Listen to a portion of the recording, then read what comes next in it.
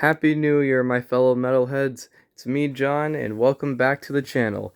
Today, I have a new pickups video for you guys um, from my Christmas break.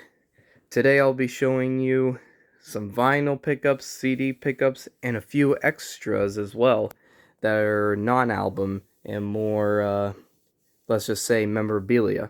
But without further ado, let's get into this.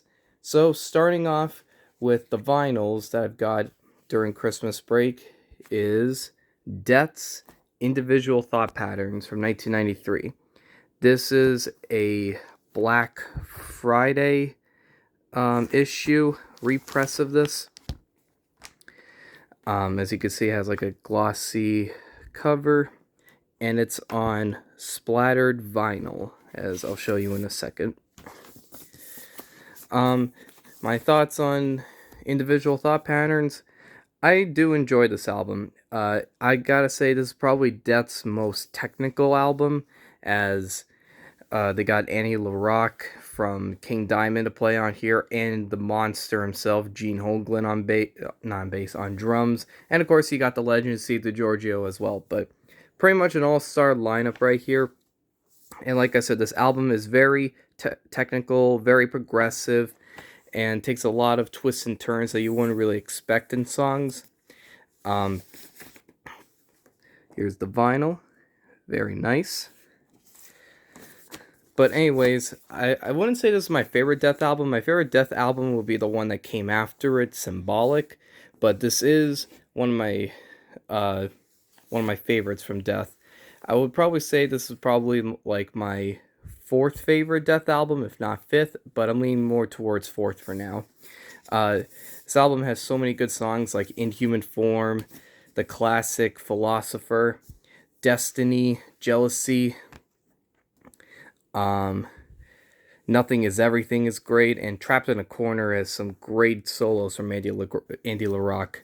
So, that's Individual Thought Patterns from Death. So, like I said, that was the only vinyl that I have for my new pickups, so let's head into the CDs. Starting off with Faith No More, The Real Thing. My parents got this for me for Christmas, and this is my favorite Faith No More album, as I think a lot of people would agree. Some people might say that Midlife Crisis is better, and although I do enjoy that album, I think I put it as my second favorite because I don't know, there's just something about this album right here, The Real Thing, that stands out to me. It mixes so many different things and it works well. Like they mix metal, funk, a little bit of pop, a little bit of rap and stuff. And like if you're a Faith No More Faith No More fan, you already know what I'm talking about here. But anyways, The Real Thing, I freaking love this album. Starts off great with From Out of Nowhere, great vocal performance from Mike Patton. Then it goes into Epic. I know we've all heard it, and I still love Epic to this day. I cannot get sick of that song. It features one of the best guitar solos from Jim Martin. Some other highlights on here has got to be Surprise You're Dead. Kind of an odd song, but very thrashy. Zombie Eaters is an epic tune, followed by another epic tune with the title track, The Real Thing. Both great back-to-back songs. I love them both. My favorite on here has got to be The Morning After. That synth line, that synth line just before each verse and at the beginning of the song is just so beautiful. And then the way Mike Patton sings and stuff with the clean guitar, and then it picks up with the heaviness in the chorus, like it's great. And their cover of War Pigs is pretty good on here as well. So, The Real Thing from Faith No More, great album, highly recommended. Oh, by the way, I forgot to say, if you're into death metal or into progressive metal at all, check out this album as well. Next up for CDs, we got Anthrax, State of Euphoria. My parents also got this for me for Christmas. I go back and forth between three Anthrax albums as my favorite. This, Among the Living, and Spreading the Disease. Right now, since I just got the CD, I would say State of Euphoria is my favorite, but I bet you in like another couple of weeks from now, it'll probably be Among the Living or Spreading the Disease. But for now, it's State of Euphoria. Um, I know a lot of people rag on this album because of its half-assed not production, but half-assed process. No, how do I say that? A lot of people criticize this album, including the band, because it was rushed. Because they had to go do the Monsters of Rock tour with Maiden and Guns N' Roses and Megadeth and stuff. They had to go do that tour, so they didn't have that much time to do this album. But I think considering the short amount of time that they had, they came up with something great. My favorite track on here is gotta be All End All. Starts off cool with the cello and stuff, and then the big intro, bombastic intro, and then bam into thrashiness. Outside on Mine is good. Antisocial, I love that cover. I can never get sick of it. Who Cares Wins is a cool. I wouldn't call it a ballad. I would call it maybe, I don't know. It's just another cool song about homelessness in New York, or just homelessness in America. Now It's Dark is a cool song as well, very creepy, and I think it's about another Stephen King novel, which Anthrax loves making songs about. Misery Loves Company is another good one, and I love the last track, Finale. I love how it gets really fast at the end, frantic, like another big bombastic ending. So, if you're an Anthrax fan, you either love this or hate this. But to those who are not Anthrax fans, I would recommend to start off with this album or Among the Living, one of those two albums. But yeah, Save Euphoria, good album. And the last of the CDs that I have here is Typo Negative's Bloody Kisses. And by the way, all three of these CDs are original. They're all original presses. Typo Negative Bloody Kisses, the album that broke the band into the mainstream. Yeah, the teeth are broken in here, but I don't want to get rid of the original case. But anyways, yeah, Bloody Kisses. I love this album. I wouldn't say it's my favorite Typo Negative album. My favorite is October Rust, the one that came after it. But this album is a second favorite of mine. It's just that far behind from October Rust. Both of them are equally great albums. To be honest, I don't think Type O Negative ever made a bad album. Same thing with Death. Both bands never made a bad album. They continuously changed their sound and still made it work. They never got tiring. But yeah, back on Type O Negative. Alright. Cool booklet, by the way, with the negative pictures of each band member. Anyways, this album has a few weird moments on here, like the little interlude tracks, like Machine Screw and Out of the Womb and stuff. Those are some odd tracks, but you could just skip them. That's what they're meant for. It's just a joke.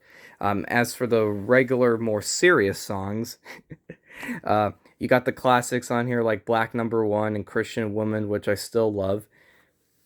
Especially Christian Woman. I think Christian Woman has aged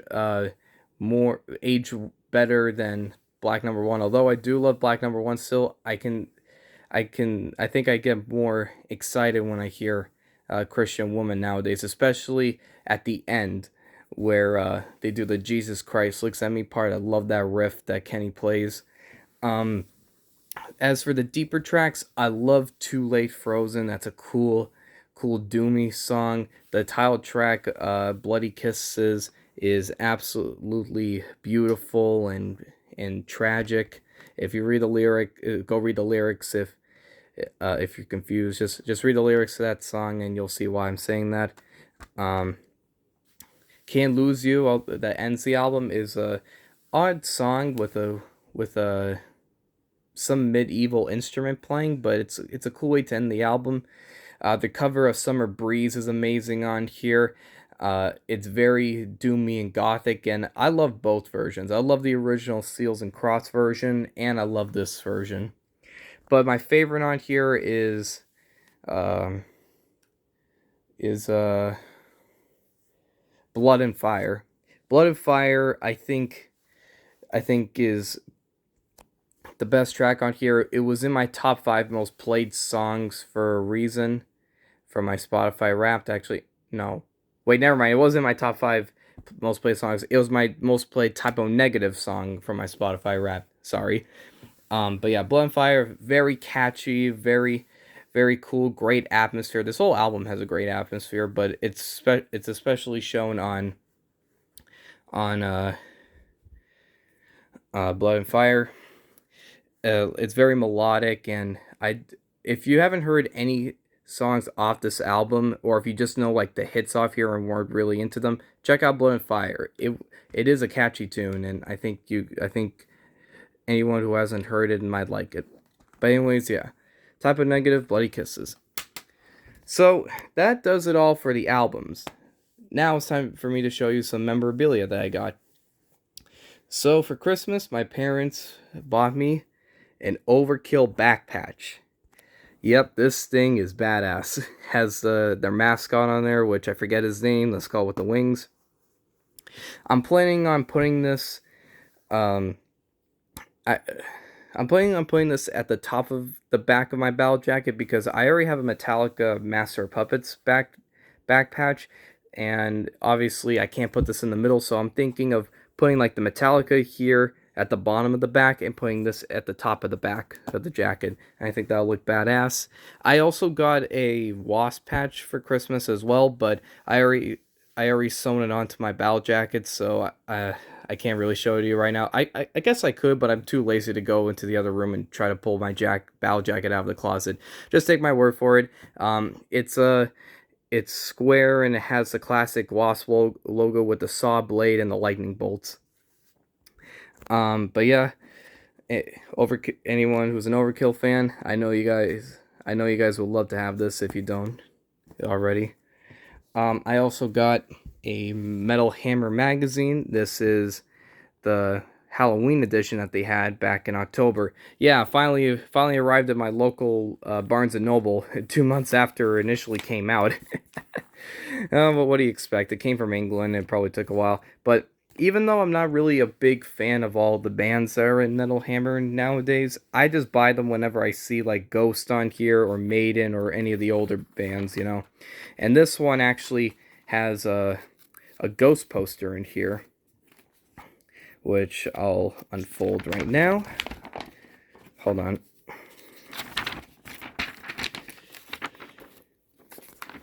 There we go. It's double-sided, so here's the first side. Papa dressed up as a ghost, and then Papa in his suit. But anyways, yeah, set that aside. I'll fold that again later.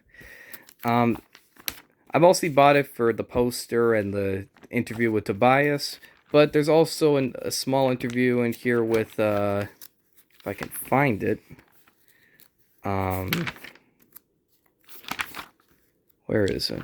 Here we go. It also has an interview with Doro Pesch, formerly of Warlock, and I'm a big Doro Pesch fan, so it was cool to read an interview here with her. And last but not least, I got a shirt, and it's from one of the bands I've been playing a lot lately, and over the past half year or so, Danzig. Yep, I was shocked to find this at my local Newbury Comics. If you guys aren't from like the East Coast, United States, Newbury Comics is like a record store slash pop culture store. They sell records and CDs, as well as like Funko Pops, T-shirts and stuff, comic books and all this and that. And when it comes to the band shirts, they have some good stuff. They have some cool Maiden shirts, Metallica obviously, Nirvana, Ramones and stuff, the usual. But once in a while, they bring in a cool rare shirt, and this is definitely one of those instances. I saw this there. I'm like, all right, I'm buying this. This is coming home with me. It's just the Danzig logo from the first album, but it's awesome. I'm so happy to find this and have this. Also, by the way, I got the individual thought patterns vinyl at Newbury Comics as well. But anyways, that does it for this pickups video, everybody. Thank you for checking this out and hanging around. Um, Thank you so much for voting on my community post. I don't have that much free time lately, so to make videos, so it's the best thing I can do for now to try to interact with you all by doing the little community posts and voting and stuff. And not only it's fun for me to see like your guys' votes, but I hope that it's fun for you guys to vote as well. Um, like I said, this is my last day of Christmas break, so I don't know when my next video will be. I assume it'll probably not be until February when I have February vacation. I'll be able to go to record stores then again, but who knows? I might make a TikTok soon, but then again, though, I said that the last time and I didn't make one. I know. I procrastinate a lot. Please forgive me. But thank you for sticking around. Thank you so much for 860 subscribers. We're almost there to 1,000, so hopefully we can get up to 1,000 by the end of this year. Once again, Happy New Year to you all, and I hope you all had a Merry Christmas, and I'll see you all later. Peace.